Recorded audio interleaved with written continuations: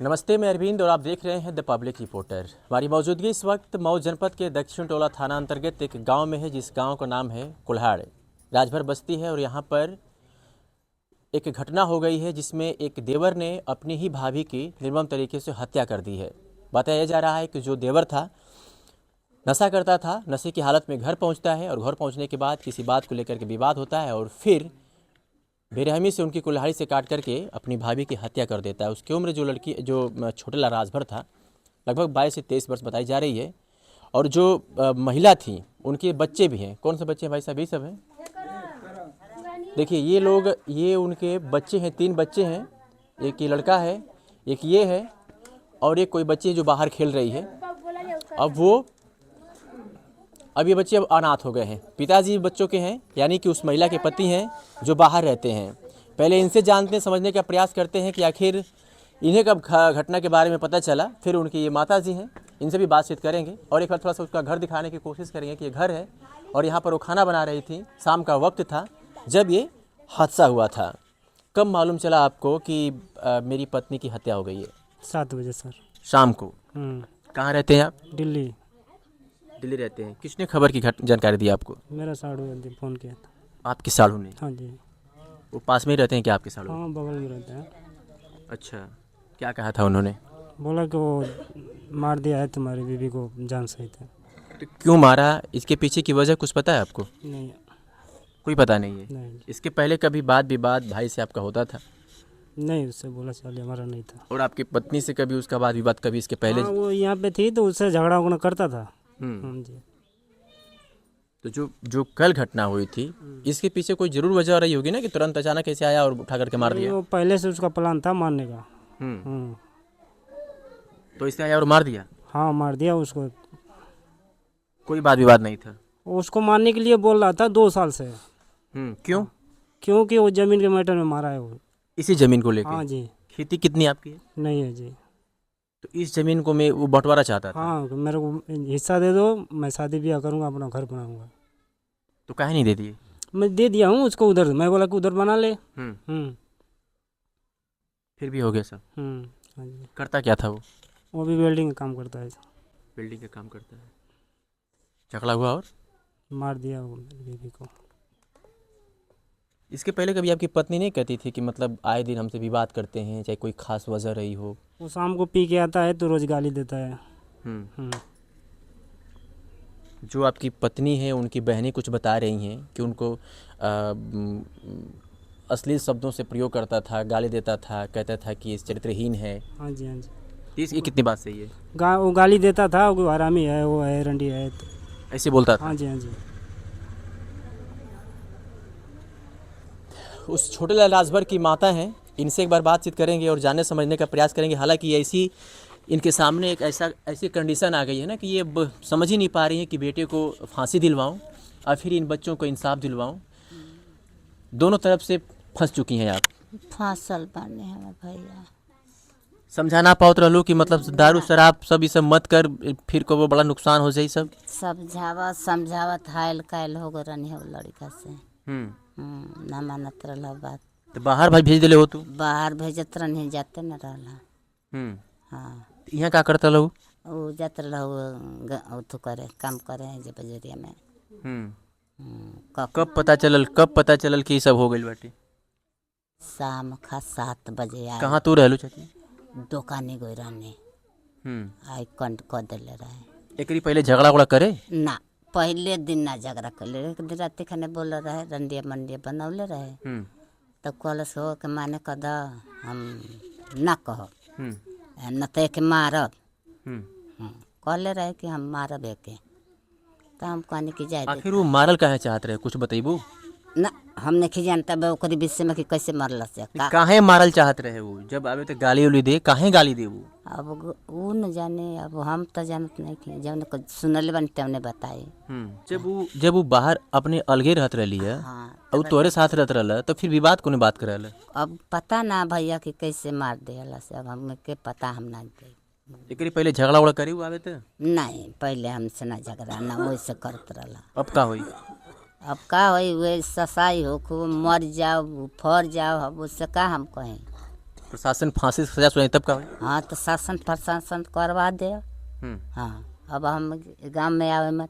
आवे मत पावे। हाँ हमने आते वक्त गांव के कुछ लोगों से ऑफ कैमरा बातचीत किया तो गांव के कुछ लोगों ने कहा कि उसकी जो प्रवृत्ति थी, लोगों से मिलजुल करके रहता था, बेहद सुलझा स्वभाव का था। कुछ लोगों ने कहा कि दारू शराब पीने की वजह से मारपीट भी होती थी।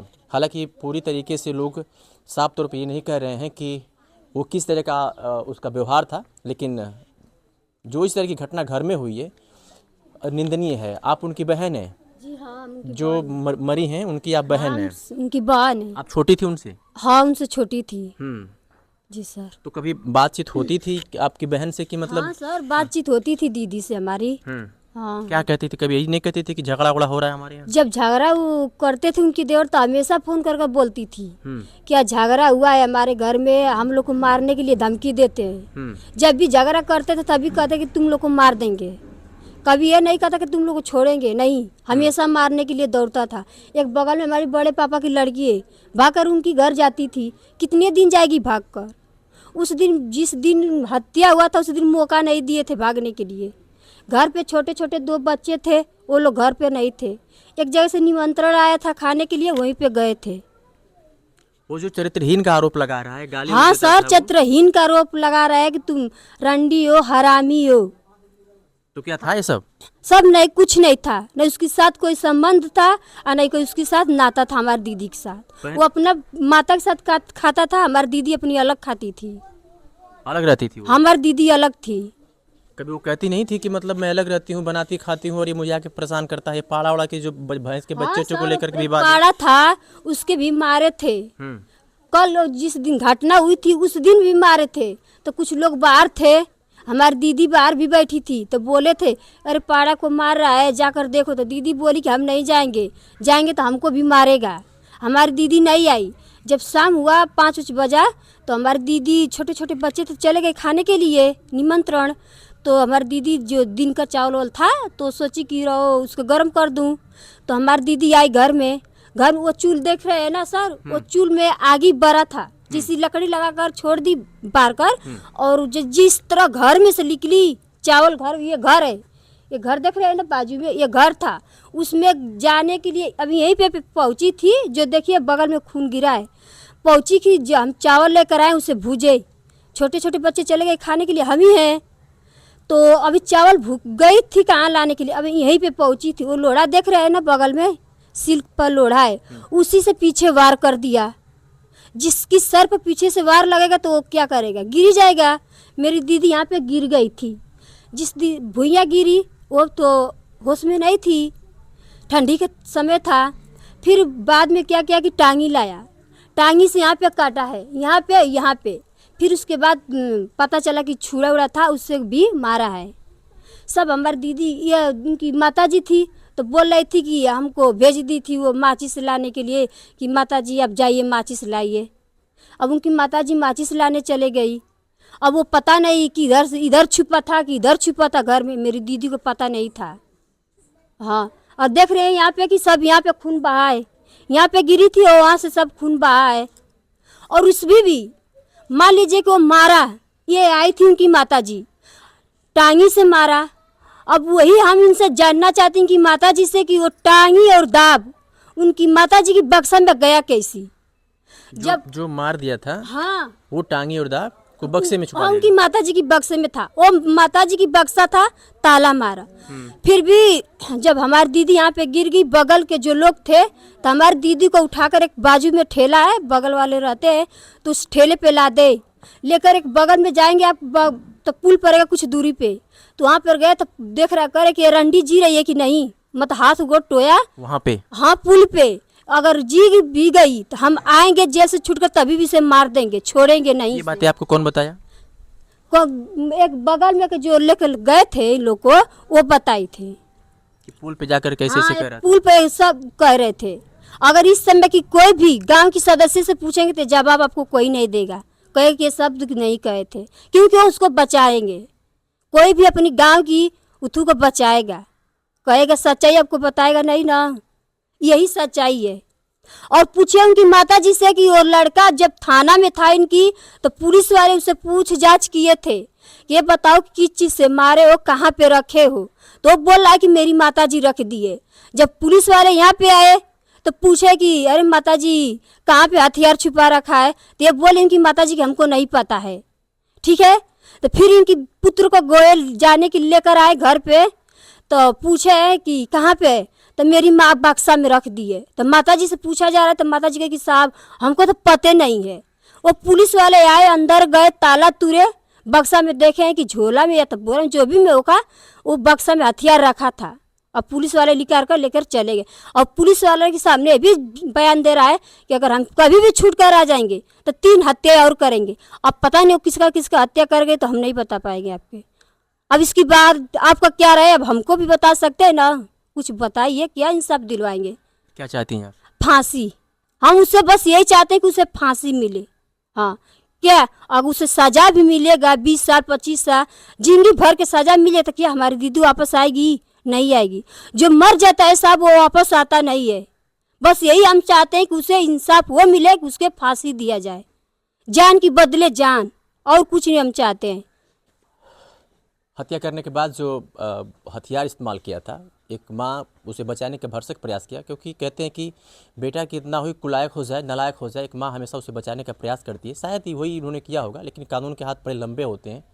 उन्होंने वो जी छुपी थी चीज़ें उसको निकाल लिया। फिलहाल अब एक बहन है जो बार बार मीडिया से भी सवाल कर रही है कि आप क्या चाहते हैं। तो सभी लोग यही जानते हैं कि जो कानूनी तौर पे जो कार्रवाई होगी उसे या तो आजीवन कारावास हो सकती है, जो हत्या में धाराएं जो लगती हैं उसके हिसाब से उसे 20 से 16 साल की उसके उम्र सज़ा भी हो सकती है, या हो सकता है कि अगर फास्ट ट्रैक में मामला चले तो उसे फांसी की सज़ा भी हो जाए। इसी घर में वो खाना बना रही थी वो महिला, और विवाद था ज़मीन का, पहले से काफ़ी खुन्नस थी उसको।